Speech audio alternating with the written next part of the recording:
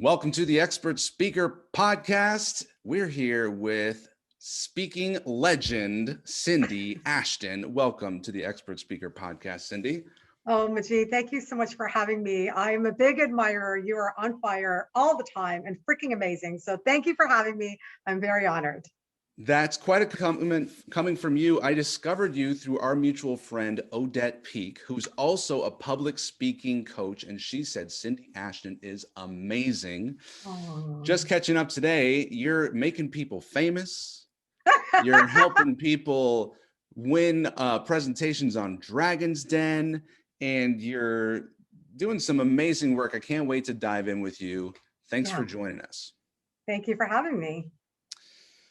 Well, the world has changed quite a bit in the last year, and speaking industry has turned on its head. What has changed for you in the last year as it pertains to your business and your speaking, Cindy? Yeah, so it's been really interesting because for well over 20 years, it's going to be 25 years in September that I started this business.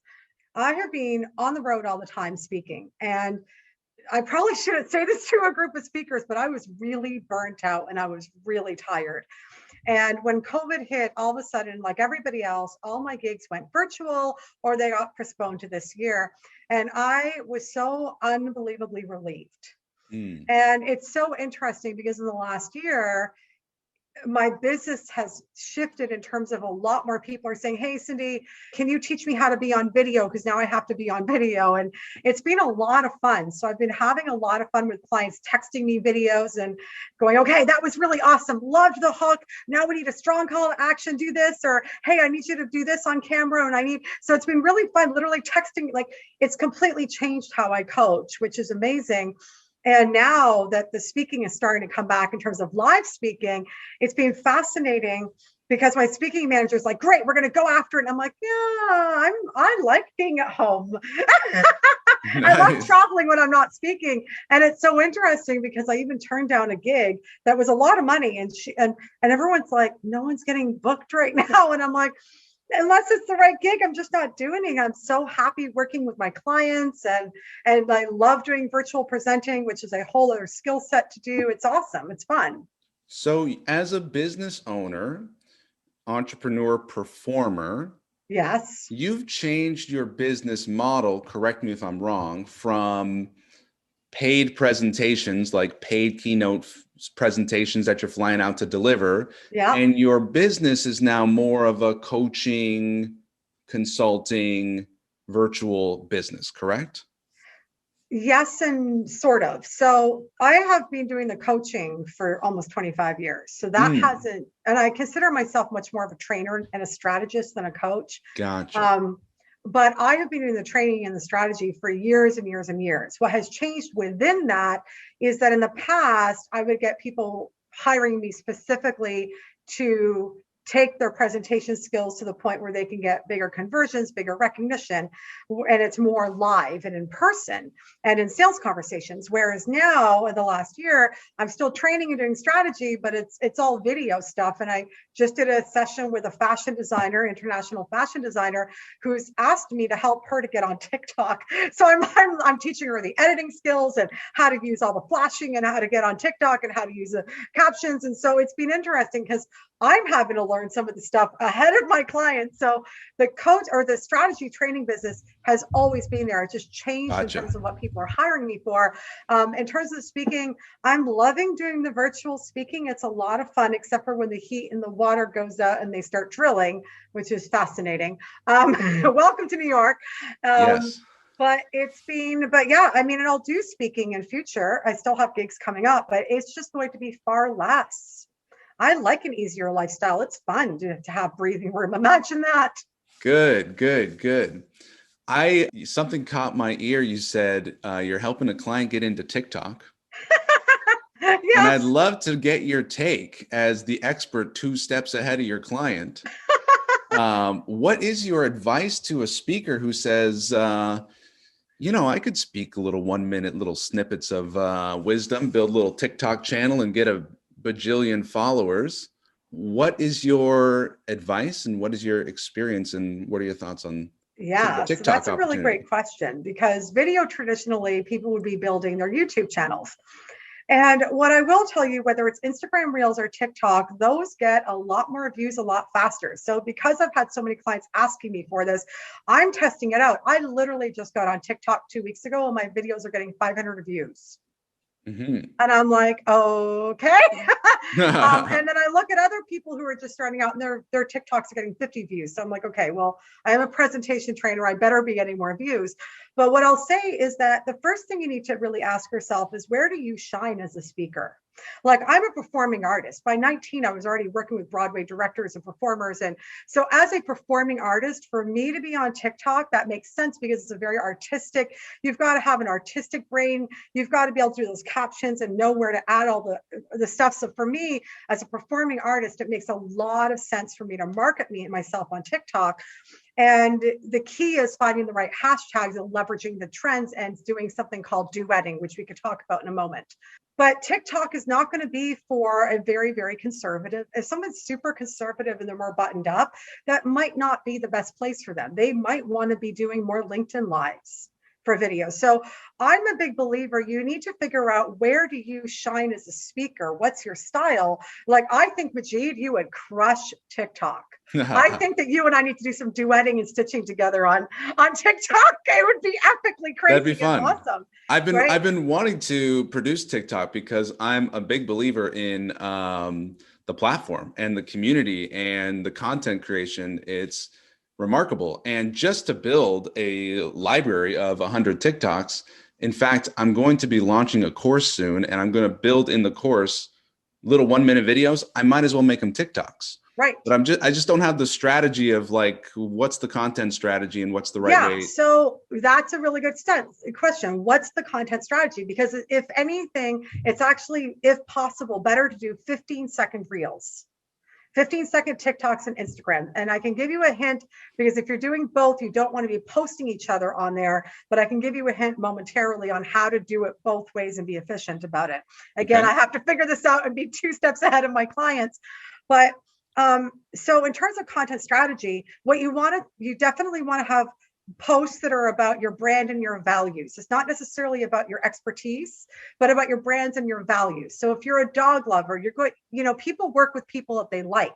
If I look at my 25 years, 90% of my clients are dog lovers. They're health conscious, they're socially conscious, they give back to the world, they're world travelers. They are not afraid to want and need worldwide recognition and impact, not from an ego space. I mean, I have a very specific type of clientele. And so you want to have those branding posts that draw in the people who will go, oh my God, I'm a dog lover too, for example. So I'm always posting things on my healthy food, even though nobody would ever want my cooking, because I'm a health nut and so are my clients. So you want to have fun little posts that are engaging, because you don't want to be pitching all the time, as you know, as a fellow great trainer and coach. And then you want to have the know, like, and trust factors. So with the know, like, and trust, for example, I did one that was really fun where I was dancing around, and I could probably pull it up on my phone and show you if you want to see it, where I'm like ready to get recognized. And I'm like, this is how we do it. I'm like ready to get recognized. And then I'm like, number 1. And then I'm pointing to different parts of the screen. And it's like, do this, then do this, and then do this. Want to know more? And then I'm rolling arms. I'm like, boom, free blueprint, right? So sometimes, wow, fun, right? So that was less than 15 seconds. Like, you come up with fun stuff. I have one coming up next week from Meghan Trainor's. You know that song from Meghan Trainor, the no, right? Okay. So because my brand is about helping people to be famous in their field and an A-lister in their field, I do get pushback. So you need to also know, what's the objections. I get pushback. Well, I don't want to be, a celebrity. I don't want to be egotistical. And it's like, no, it's not about ego. So with a no, it's like, instead of saying my name is no, you hear the music and it's like, no ego, no being entitled, no guru shit. Like, okay. It's less, so you're seeing my brand values and what I stand for, and I'm tackling the objection in less than 15 seconds. So you just, and then I have another one where I'm not using music, but I'm like, how to warm up your voice in 15 seconds, your speaking voice. So you want to think about what are those tips you can do? What are those objections that you can resolve for people? What are those calls to actions you could do? And there's nothing wrong with doing 1 minute ones as well, but vary it up and just really play, like approach it with, wow, what could I do to play? And then once you're in there in the editing, it's like, oh, I'm going to put a little fun transition here. Oh, I'm going to put a little, it's so fun. It is so fun, and it really does allow people to see you if you want to share that fun side of you. It's so creative, and I love that you're doing it. And thank you for those tips. Yes. Can I give you one more? Yes. Because a big challenge is what happens if I'm on Instagram and TikTok. So I'm going to tell you, if you take your TikTok and you upload it into Instagram, Instagram will not be happy with you and vice versa. So what I do with a lot of the videos is that I just film them on my phone, and then I downloaded an app called InShot. And it's free, although I spent the $30 to get the extra special effects. But if you download InShot to your phone, then you upload it, you go to Canvas, and you're going to have to rewatch this to get this all, but you go to Canvas, you choose TikTok, because the TikTok will be applicable to both, but it won't have the TikTok sign. And then you edit. So I put in all kinds of captions. I put in music. I put in voiceovers. I put in like little transitions where I'm like, I have one where there's a heartbeat. So you see me like heart beating into the screen. It's very cool. Now, the first time I did it, it took half an hour. The second time I did it, it took 20 minutes. So it is a learning curve, but once you've got it, you can edit these videos in like 10 minutes. So a 15-second video takes 30 minutes the first time, 20 minutes the second time. Yeah. And then as you start to know what effects you like, as you know what captions you like, it just gets faster. You just have to be able to kind of bear with it the first 2-3 weeks as you figure it out. But then you've got this one video and you can upload them both to TikTok and IG, and no one's pissed off. And then I do slight differences on TikTok. I do a couple of extra effects on TikTok to make it a bit special. And then I download them and occasionally upload them to LinkedIn and Facebook. How do you download so then them? It drives followers. How do you download them? So once you're done your video, depending on which one you're on, there's a button for you to literally download the video to your phone. From that InShot app? So once you've built it in InShot, then you download it from InShot and you can repurpose that. You can upload it into all the different platforms. Got it. So you put it on LinkedIn. So what I do for LinkedIn and Facebook is, because the canvas isn't long, is that then I change the canvas after I download it in InShot as the TikTok and IG. Then I change the canvas to the 16:9. Is this way too technical? Yeah, no, we're good. We're good. Right. And then I resize it. So I'm also, when I'm filming, I mean, it's an art. You have to kind of, and I'm still figuring it out. You're probably going to look at mine in a month or two, because I just started these, and go, okay, she's got that. Those were good, but these are better. Yeah. So you just have to, then you can republish it in different sizes. So what are the best results you've seen from your efforts and activity in TikTok? I just started 2 weeks ago. So what's the outcome that you're trying to achieve? It's really interesting, because for TikTok, I feel like I'm going to probably be using that more for my singing career.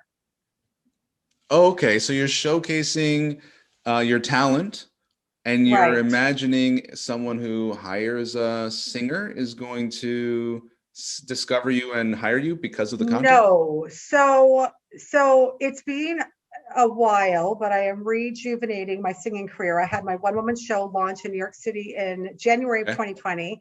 And so got great reviews, did really well. And I'm excited to get the show once I'm fully recovered from this surgery that I went through too. I will be back on the road performing again. So for me, and I've been writing, and with me having 2 surgeries and healing on my ass, I've written tons of music. So I'll be back in the studio. So for me, it's more of me building a fan base as an artist. And I already have a fan base, but I want to really explode it. And to me, TikTok is the place to be there. So if you're going to use TikTok, you also want to do something called duetting, because again, it's a fastest. Yes, thank you for telling us about this. Okay, cool. All right. So Majeed, are you on TikTok? I am. Oh, we're so gonna play. Okay, fun. I love it. So now I want to ask you questions, because I'm assuming you've been on for much longer than I have. I'm mostly just watching it. I just made a couple of fun videos for my kids and then sent them and delete them. But I OMG. just created the first piece of content, and it's me dancing and putting dad jokes on the in text. I love it. I Yeah, love it, right? Um, yeah. so duetting, if you're wondering what duetting is basically, let's say that you are a speaker and millennials are your people, right? Gary Vaynerchuk is a great person to follow on TikTok because he has a massive following and he talks a lot about topics for millennials. And what you would do is if he does a topic that you think is really great, then you can hit the share button and click duet. And then you could be adding your commentary along with him, and all of his followers see it. So you start to think about who are your lookalikes, but not in competition with you. Not that I believe in competition, but who are your lookalikes? Sure. And then you can add on, or you could do something stitching where you're doing a commentary back and forth. So you're actually borrowing other people's audiences. But I'm still kind of blown away that I'm getting 500 views per video. And I'm like, just started. I'm like, okay, so something I'm doing is right. Well, I wonder, you're putting it on LinkedIn. Are you putting it as original content for LinkedIn uploaded, or are you driving TikTok views? So that's really interesting. I don't share everything to LinkedIn because some of like the thing I did this morning for Women's Day was stay out of my womb. Probably wouldn't do a whole commentary about stay the F out of my womb. You know, I'm a little, my performer Cindy is a little more edgier, so I wouldn't put that in LinkedIn. Having said that, what I do is I upload the TikTok video. So what I would do is I would download it as a TikTok video so it has the TikTok branding. I upload it to LinkedIn because then people will see the TikTok on LinkedIn and on Facebook, and then they come follow me. And it's actually been working. And again, I'm still very new at this, but it's been really interesting. It's been fun. So many opportunities to grow our audiences these days. Let's zoom out a little bigger picture here. Thank you for taking us down the rabbit hole, and I'm so curious to have another conversation. We'll make TikTok videos together, and it'll be great. Yes, we'll do lots. Okay, so let's zoom into a specific application of public speaking that I've been supporting. We were talking about earlier, holistic doctors, functional medicine doctors, now more than ever need to get the word out about their knowledge and their services and these platforms that we can create content on, whether it's TikTok or webinars or YouTube channel. And ultimately, their business runs on revenue from patients and clients. Right. What would you recommend as a public speaking strategy to get the word out about their business, whether through content or live presentations? For example, I often recommend that they partner with someone else's audience and run a webinar or do a Facebook Live in someone else's Facebook group. So I'd be curious to know what strategy would you recommend today for a functional medicine doctor to get more patients and clients with public speaking? That's an excellent question. Land free media. Cool. Tell me about that. And let's talk about that. And that's a form of presenting because you're getting on television, you're getting on podcasts, and I mean like national. And people don't realize how easy it is. I got my first press interview when I was 13, and I have gotten so much press. And aside, with the exception of doing the red carpets at the Oscars and stuff like that, I have never had a publicist, and I have an insane amount of press. Red carpets are that's a whole other type of publicity, and you have to be in the television world like I am. But even with the Grammys, I pitched myself and got on that red carpet myself. So I was like, dang girl. But people don't realize that's awesome. Yeah, I know. I was like, wait a second. Is that John Travolta behind me? Who, by the way, he so wears a hair plug in case anyone's wondering. Is that Russell Simmons behind me? What's that pitch like? Is that an email? Is that a phone call? Yeah. So let's talk about that. So when COVID hit, my dear friend and colleague, Christina Days, is amazing at helping people land press because I just do it naturally because I'm as a fellow speaker person like you, we know how to develop pitches and storytelling and grab attention. So in terms of landing free media, people don't realize that it's about the hook. It really is about the hook, and it's about customizing. And with COVID running rampant, And especially in Canada, I am so sorry about your vaccination issue. I just got my vaccination last week, and considering that I'm extremely holistic, I shocked myself that I actually did it. I was like, yeah, I think this one I'm going to get. But you know, especially with what's going on in the world, and you know, there's so many opportunities right now that if you are a holistic doctor, functional medicine is phenomenal, and functional medicine doctors are not in the press enough, and they're so unbelievably holistic at looking at every aspect, not just is your back and is your spine aligned, you know. Yeah. So you need to start, the first thing you need to start doing, and people just don't realize it, is you just need to start paying attention to what the heck is in the news. What is going on in the news, and what is your point of view on that topic? How can you solve that problem? And start to look at, like, Google. Who are those journalists? Who are those people?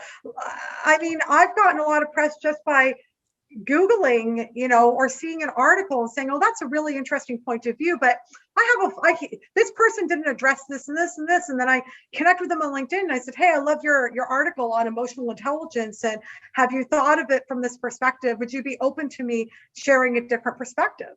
And then I'm like, or would you mind me pitching you an idea with a different perspective or something to add on to your last article? Like that's how I ended up in Inc. magazine, 7 voice tips to close more sales. Wow. You know, let me pause you there for a second. Yeah, it's so not that hard. You just laid the treasure map and I was taking notes. So the review is this: you're watching the news, you're reading the articles, you see something, you have an opinion about it, you figure out who made it, the author, the journalist, the reporter. Yeah. You figure out how to contact them. LinkedIn was your method in this case. Then you tell them, hey, loved your article. I have an opinion about it. Would it be okay if I pitched you? Now that's interesting, right? That's a great ask. Is it okay if I pitch you? Mm-hmm. Instead of read this long pitch now, right? Yeah, somebody the other day, here's what you don't do. Somebody had become a new LinkedIn profile, like LinkedIn connection. So he saw in my profile award-winning TV host. He didn't even read the under experience what the TV show was and what it was about, where it clearly says the show, I've interviewed XYZ celebrities, and the show is about social issues, and I won a Telly Award, which is a big ass award behind me, in the same category as CBS and CBS News Interactive for social issues. And I won't say, but he's definitely not, well, he's a realtor. It's fine. He may not be watching this. And he said, hi, I want to be on your show. And I said, I'm curious what show you're talking about. He says, well, I saw in your profile you have a show. And I said, why do you think you're a good fit? He says, well, why don't you tell me about your show and I'll tell you. Okay, hold on. I'm the one with 74,000 viewers and all this credibility and have access to celebrities, and my Rolodex is ridiculous. And you think I'm going to take the time to tell you about my show? I'm going to tell you, Majeed, 99% of the people that pitch me hasn't even watched my show. Mm-hmm. Like, I had somebody reach out to me and she goes, oh my God, it's so great that you have a TV show. Can you give me pointers? And I'm creating my own show. And a lot of entrepreneurs and speakers, especially, are creating their own TV shows. And that's wonderful because it's a great way to establish credibility. But there's a difference between somebody who's a professional performer who produced a real TV show that got picked up and had distribution and won in a category with CBS News where they won as well, versus somebody who's just sitting on StreamYard and creating a TV show. Those are two very different mediums. And they're both very valid, but those are different mediums. And I was like, she's asking me for advice and clearly didn't even take 5 minutes to read my profile or to even Google Cindy Uncorked and watch 5 minutes of the show. This is the worst. That's the best way to piss off somebody like me who, you're like, I will never have her on my show for that reason. So what not to do? Outreach without putting in some research. Yeah. So we're seeing a news article that we know, we're finding a journalist, we're reaching out to the journalist, we're asking if we can pitch. If we're going to pitch, if we're going to talk to this person, we're going to do some research first. It's the least we can do. And then how do we land that piece of media? You have to have a really good hook and a point of view. And you, Majeed, probably understand this because you are a brilliant speaker coach. And you understand that most people don't go deep enough for their message. Most people don't go deep enough for their storytelling. And when most people say to me, oh, well, I've got a great message. And I'm like, great, what is it? Well, I believe that everybody should change their thinking and their thoughts will create the reality. And I'm like, that's being written about 100 years ago. I don't know how that's any different. Oh, well, I help everybody to get healthy. I'm like, great. So do I. I post pictures on Instagram of the food I eat that's super healthy and detoxifying. You have to have a very, like in the speaking world, I have a very strong point of view that offends a lot of people on what I believe speaking should and shouldn't be. You have to be willing to take up space and hold your power of what your point of view is. And I don't need to make anybody wrong about it, but this is my point of view. And if you are in agreement and it resonates, awesome. And if you're not, that's cool. The world is filled with abundance and other people that will be right for you, but you have to be willing to step in and stand up for something and have a strong point of view. And that's what I see the problem is with speakers, whether it's their presentations or in the media. And you probably see this as well, Majeed, when you're developing people's presentations. If they're not willing to hold their power and have something unique to say, it's going to be really hard to convert sales. So powerful, the correlation between the confidence and the performance and the conversions in sales. Mm-hmm. Very important. Confidence, one of the things I work with my clients a lot, Cindy, when someone has sort of a fear of public speaking or they're not quite confident in their ability to present, and then they see themselves getting better and they get really good at telling their story. And when they understand their story and they're like, man, when I say it like that, it's pretty amazing. The journey I've been on, they stand a little taller, they're a little bit more confident, and good things just happen. Yeah. And and it's about being in alignment with your story. Mm-hmm. And it's about making sure that your story is about the audience and not about you.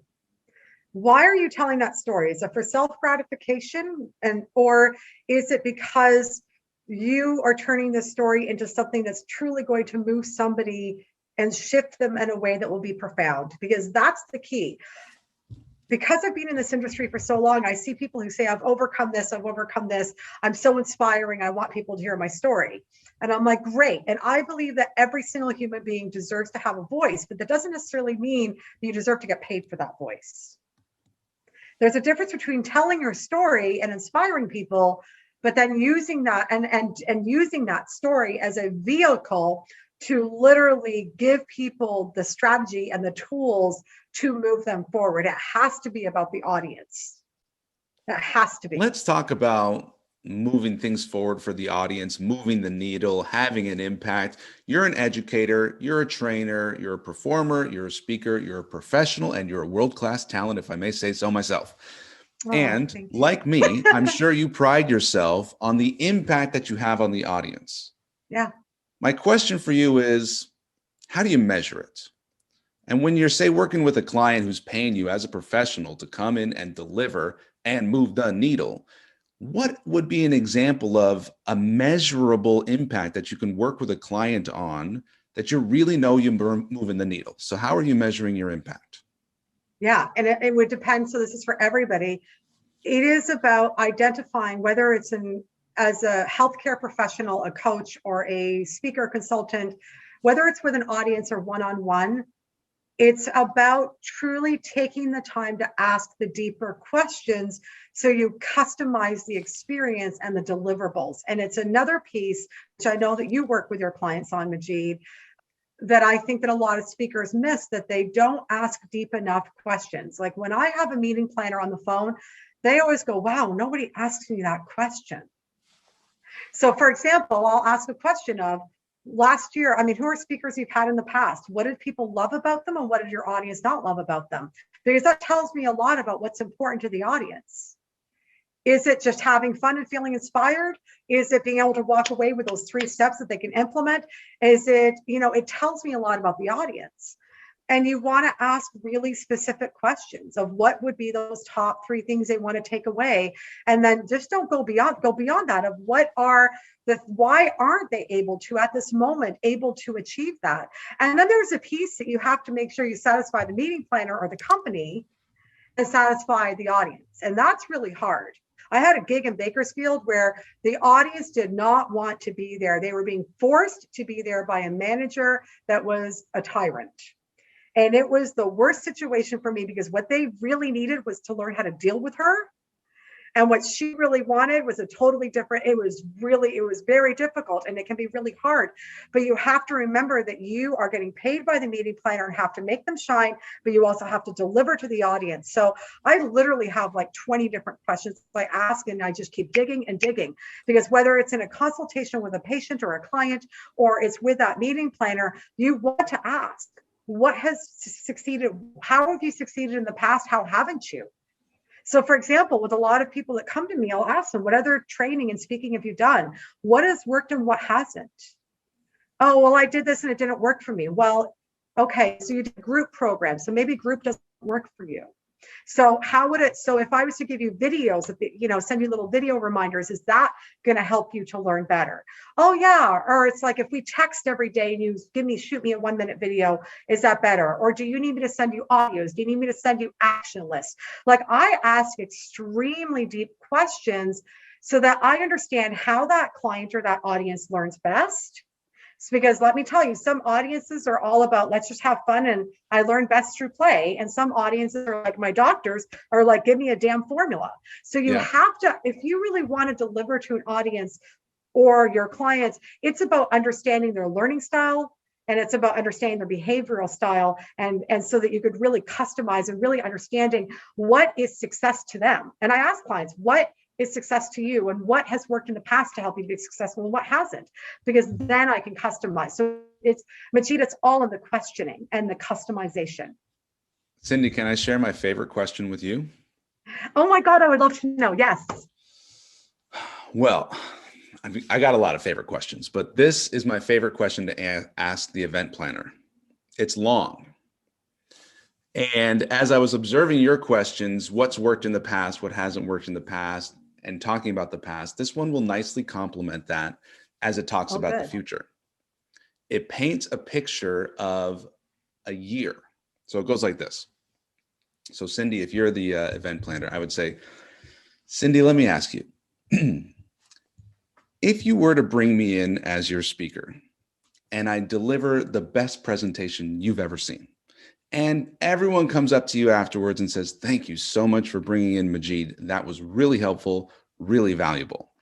And as a result of my presentation, all sorts of wonderful things happen in your business, for you personally, your goals are achieved. You find that the impact of the speech was beyond what you could have imagined. And the year goes by and it's so good that on our 1-year anniversary of the speech, we get together and we pour ourselves some kombucha and we toast and we cheers at the best year we've ever had. And looking back at our 1-year anniversary of working together, thinking it was the best decision we've ever made. Cindy, what would have to happen between now and a year from now for you to feel like bringing me in as your speaker was the best decision you've ever had? Yeah.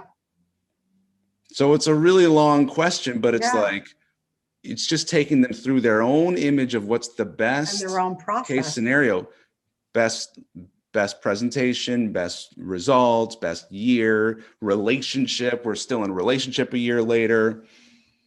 That's my question I like to ask. I love it. I ask something similar, but I like your long version better than my short version of it. Love it. What's your short version? I'd have to look back at my notes, but something around the effect of, if everything went exactly as you wanted in 12 months, what are those 3 specific things that would have happened? I think that's what it is. Nice. So if the next year was really good, what are the 3 things that would have happened? Something like that. Cool. Something well, like all right. So it's been fun to get tactical. Awesome. It's been fun to be strategic. And what are you most excited about in your business as you're coaching these days? Oh my God. So aside from the fact that I'm being lovingly forced to learn TikTok and all these really fun stuff to make sure I step up for my clients, I'm really excited because Christina Dames and I, who I mentioned earlier, who's a PR strategist, a lot of people are hiring us together. She's doing the PR piece, I'm doing the presentation piece, on camera training. We have decided in August that we are doing a live event. And it's going to be socially distanced. We're only allowing 30 people in the room. It is a get shit done event. And we're going to have a virtual option, of course. And we're not using Zoom. It is literally like state of the art. We're going to be in TV studios, state of the art. This thing's an expensive. Sorry. We're like, oh my God, look at the budget. It's fine. It's going to be amazing. But it's literally a get shit done. We're literally, and it's specifically for people who are ready to get recognized on a bigger level in their businesses. And so we're literally, instead of just teaching messaging, we're teaching how do you use that messaging to be able to connect with bigger influencers. Like, how the hell did I get on the Grammys red carpet on my own as a brand new TV host? Like, who does that, right? So we're literally going to be not just teaching it, but they're literally going to be messaging influencers, learning how to get in touch with them. We are literally going to be having them write their media pitches and contact journalists. We are literally going to be taking our phones out and filming videos and learning how to do video and literally doing it. It is a get shit done event. And for 10 of those people on day 3, the TV studios are run by somebody we're having coming in, which is a surprise right now, who's a multiple Emmy winning TV anchor. And so literally we are taking people into an Oprah style interview TV studio. We're filming interviews with them to use on their website, and we're guaranteeing them 3 or more national press spots. And we have Oprah's makeup, hair, and stylist coming in to do their hair and makeup. We've got a fashion designer from New York City styling them. Like, it is top of the art. Like, holy shit, you're so freaking excited. It's crazy. How fun. I love how much thought you've put into it. You've really cultivated a sensational experience. And we're excited. There's nothing like getting things done at an event, because isn't it such a bummer sometimes when you go to a 3-day event and you leave with 3 months of work when you already are behind on the week that you just left away? So getting things done is great. Having fun while you're there, I'm sure. What's the location again? We're doing it in Dallas, Texas. And then, of course, virtual is going to be, and even with the virtual, it's going to be get shit done. We have all kinds of protocols that we're putting in place. And our big challenge is that Texas is 100% open, and we're trying to keep this COVID friendly. And we're like, oh God. So. Yeah. Well. Yeah. We'll keep it COVID safe. We're going to have strict rules, even if the state isn't strict. Yeah. Yeah. You'll do the right thing at the right time when you're there, I'm sure. Yeah.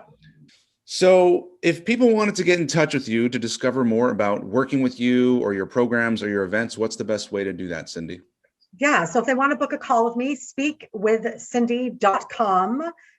If they want to learn how to captivate and cash in and start learning to leverage those influencers and get press and captivate their presence right now, they can go to captivateandcashin.com/blueprint. captivateandcashin.com/blueprint. Yep. And they can get their free blueprint on how to captivate and cash in. Be an A-lister in your industry without ego or entitlement or guru. Fantastic. Well, you're a legend in our industry and a genius, and thank you for sharing all of your wisdom. Are there any final thoughts you'd like to leave us with, Cindy? Yeah. Don't overtry as a speaker. Take that time to breathe and ground and trust your presence, trust your inner power, and trust that what you think are your quirks and your faults are actually the things that make you really compelling. Just trust you. Trust that voice.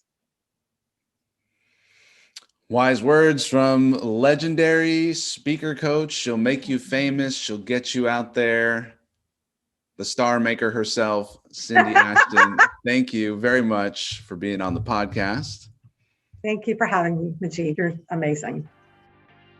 Thank you for listening to the Expert Speaker Podcast. Be sure to hit the subscribe button and leave us a rating so that more people can discover the Expert Speaker Podcast and so more people can be empowered to share their message. Be sure to go to www.expertspeaker.com and take the masterclass to learn how to grow your business and make money speaking. It's totally free and will change your business. If you're ready to work with Expert Speaker, you can apply. Just go to expertspeaker.com/apply and someone from our team will be in touch with you to help you grow your business with public speaking. That's expertspeaker.com/apply. We'll see you in the next episode.